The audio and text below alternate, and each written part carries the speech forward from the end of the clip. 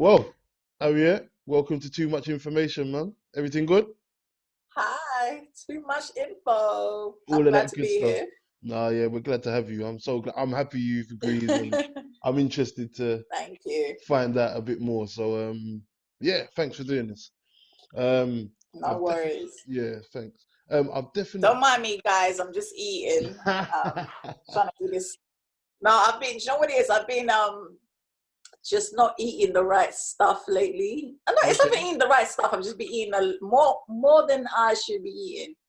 Quarantine kind of gave me a few pounds extra, you know. So I'm trying to Ain't have this whole. nothing wrong with that, man. Nothing wrong with that.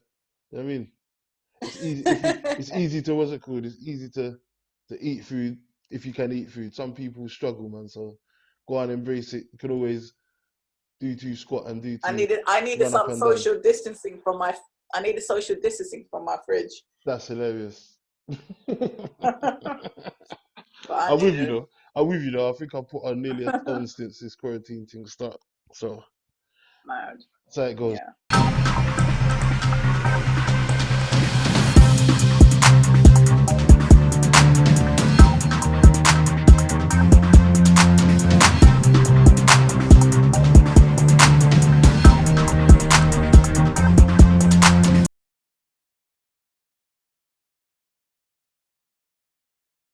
I found out about you from watching that back chat show.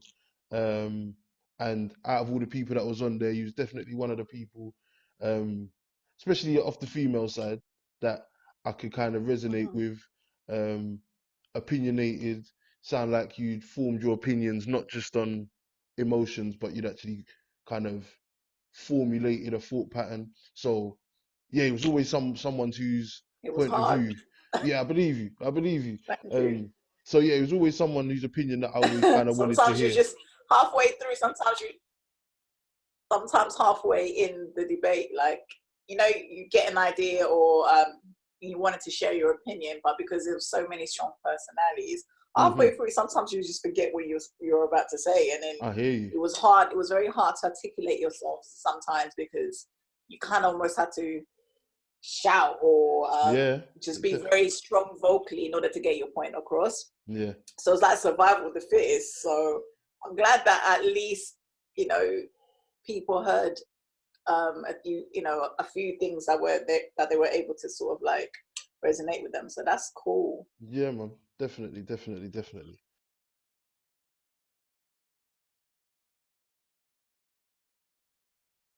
How I usually start is I start family wise. So where were you Okay. raised? Who were you raised with? Yeah, that sort of thing. Okay.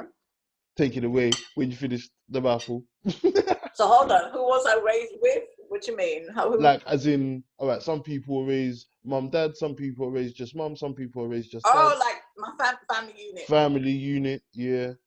Brothers and sisters, that kind of thing. I've got a very big. I've got a very big family. Okay, I was actually born in Angola. okay. For those that don't know where Angola is, that is Southwest Africa. If you don't know where Angola is, That's like you need to sort yourself out. next door. Next door, basically, if you know Congo, that's next door to Congo, basically, Okay, and Namibia. So I was born in Angola, and I came here when I was like 5.5 years old, okay. and I came to England by accident. How? Weirdly enough, so basically, I think around 1992, which actually you'd be the first person to look at this. I'm disclosing a lot of people don't know this. I just didn't know me personally. Hmm. Like around 1991, 1992, there was like a civil war that broke out in Angola, Right.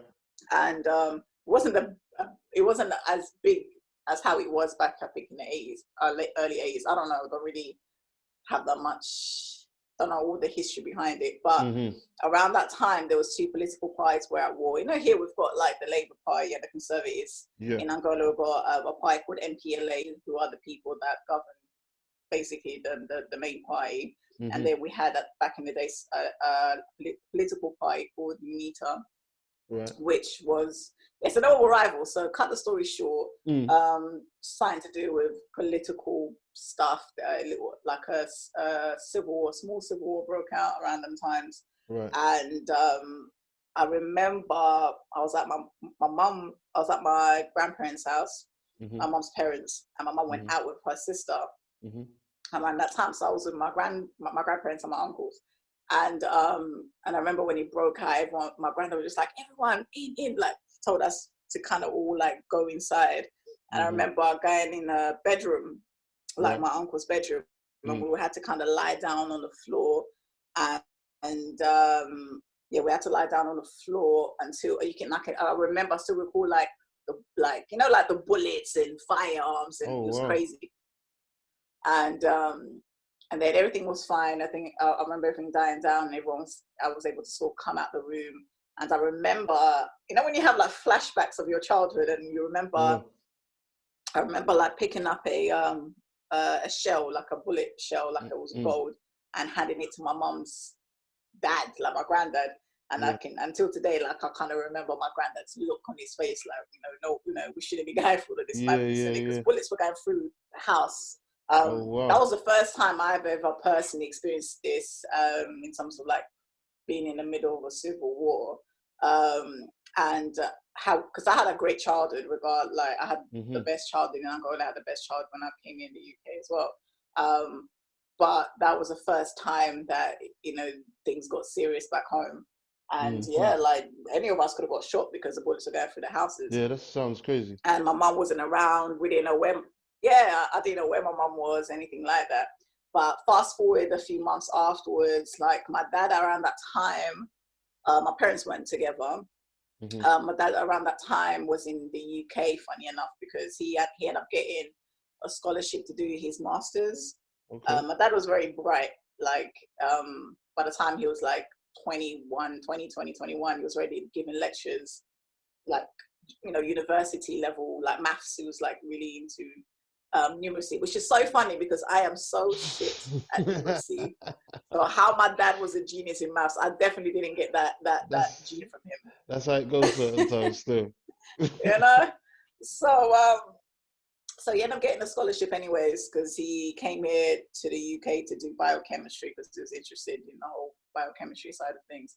And and then he just called my mum one time, and he was just like, sent Ariete over just to spend. I think it was Easter holidays or something around them times. And he was on a uni break, and he's like, I'll send Ariete over here just for for the holidays, and then just for the holidays.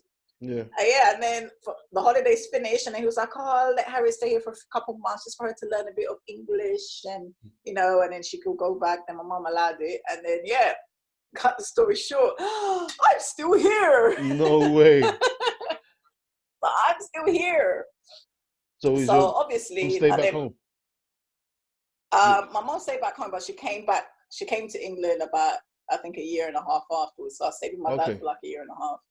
And then my mum, because my mum had no plans to come to the UK at all.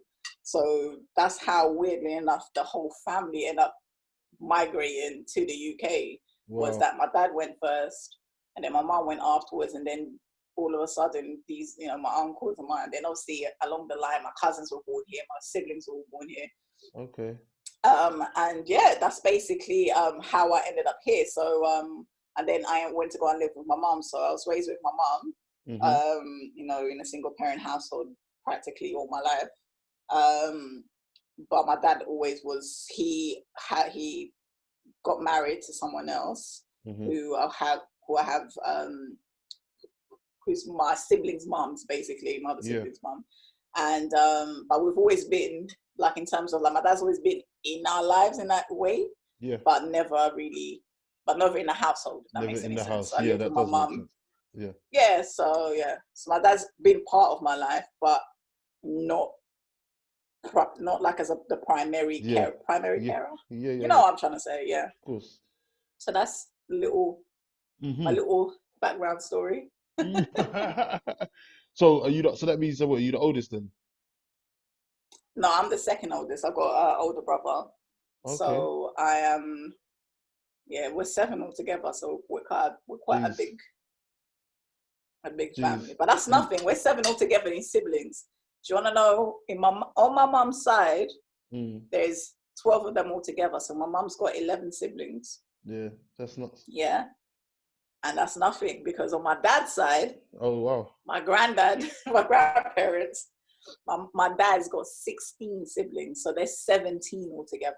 Wow. So if you was at, like, trust me, like Christmas Yeah, I was gonna back say in the day the family functions must have been crazy. was a madness. I'm not even lying to you, it was a madness. Yeah, There was yeah. I'm not even exaggerating. You know, like, so my grandparents said they had like a double living room.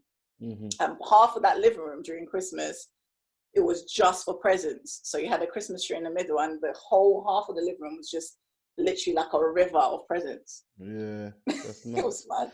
That's crazy. Yeah. Okay, okay. So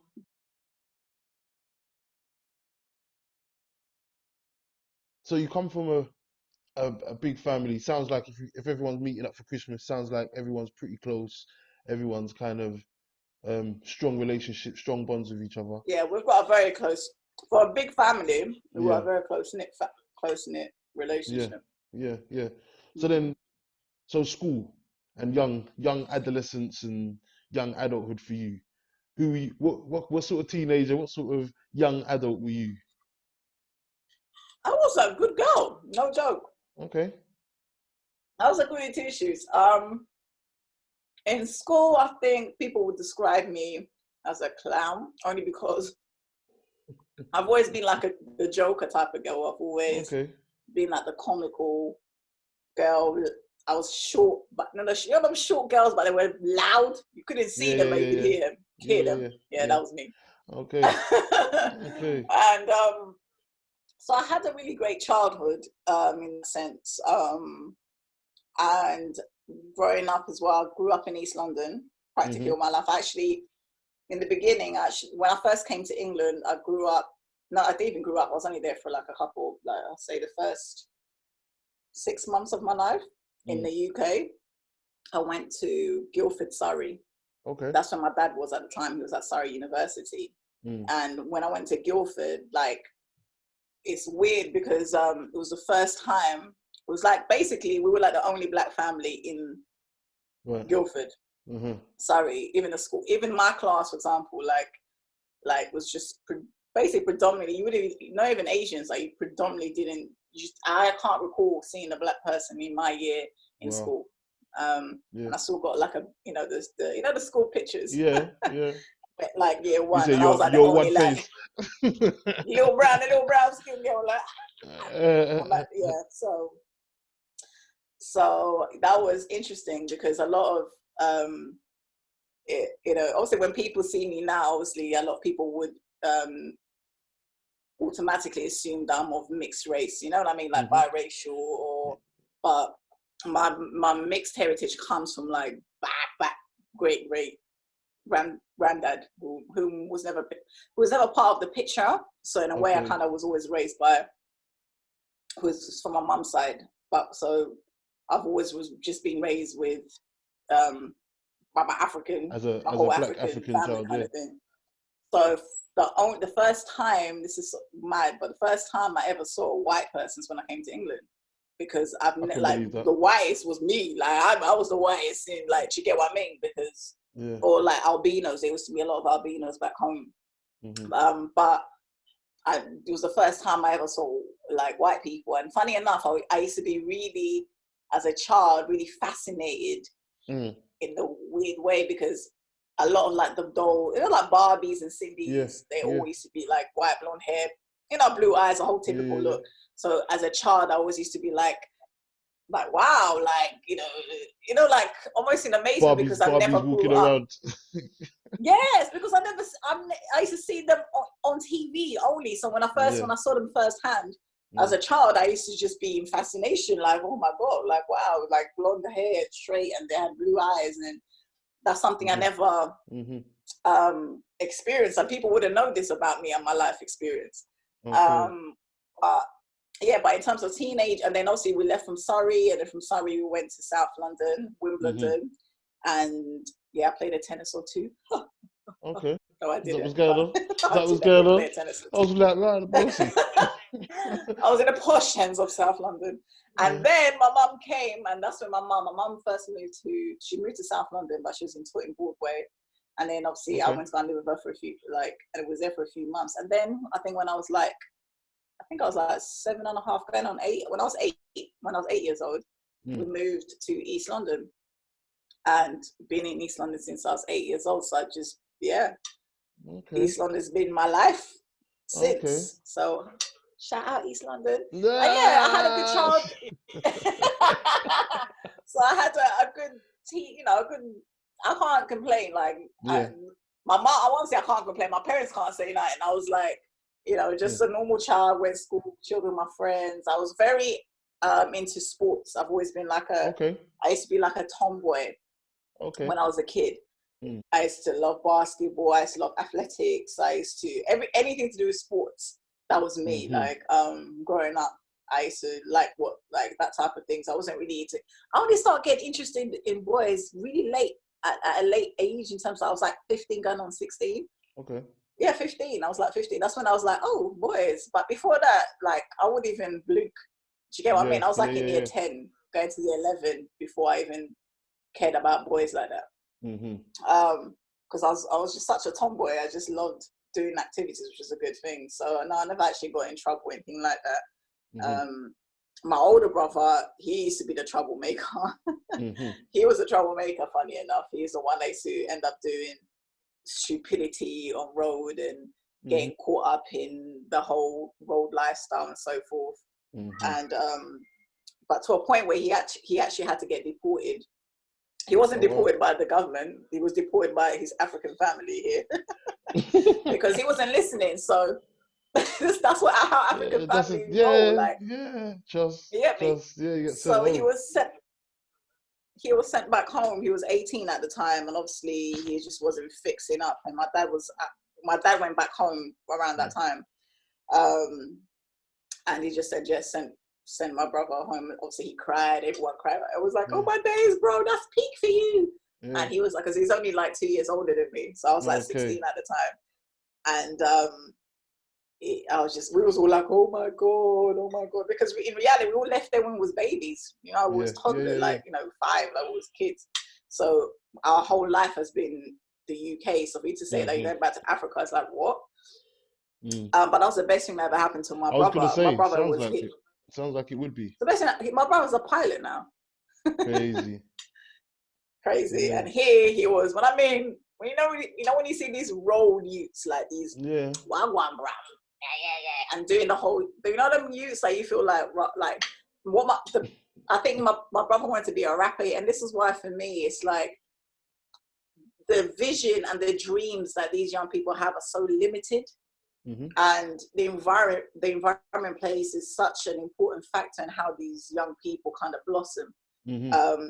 Sometimes just if we were able to take some of these young people out of the environment that they live in, they will just flourish, and you give them widen their dreams and their perspective in terms of, That's they could be anything that they want to be. My brother's a pure example of that, you no, know. that makes a lot of sense. Me and my friends talk about it all the time.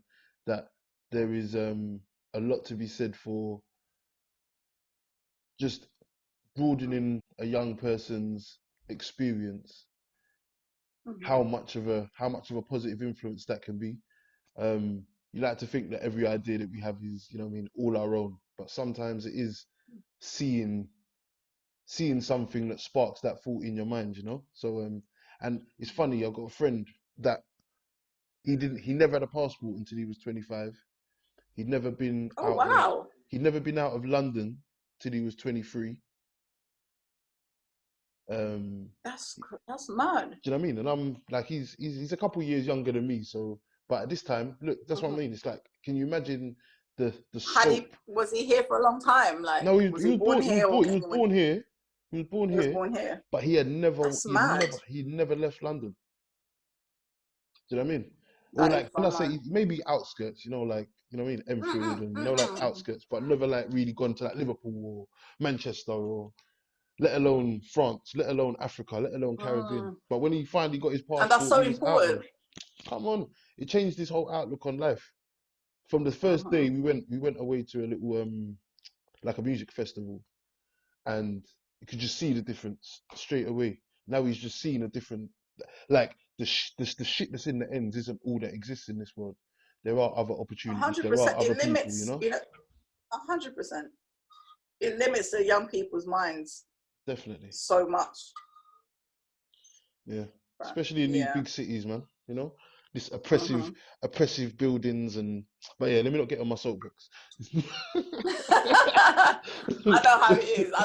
That's why I talk so much, so I just try to kind of keep it like. Yeah. All right. So, okay.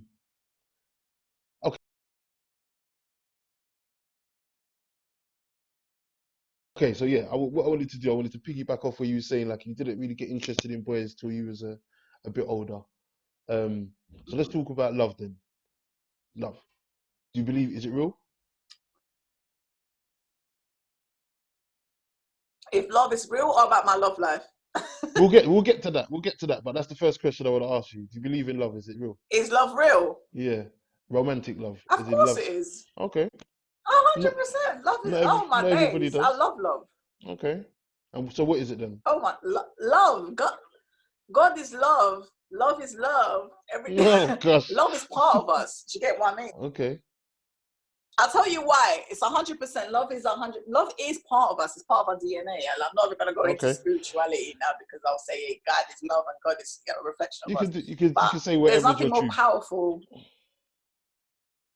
That's it. That's my truth. Isn't it? God is Yeah. love, and Yeah. God Yeah. is a reflection of us, or we're a reflection of God, I suppose. Uh-huh. But anyways, love is one of the most powerful.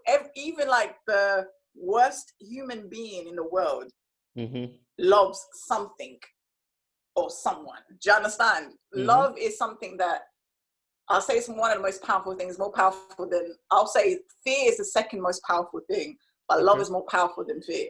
Okay. Because like you can't name nothing that's more powerful than love, because like even anger, like anger will only take you to a certain point, and it kind of can destroy you and become toxic, and Mm-hmm. eventually kind of destroy you. Fear is something that holds us back, but a lot it's very, very powerful, because when you're scared of something, Mm-hmm. it holds you back. But when it's like love is like a zeal, and it can kill anything, it can overcome fear.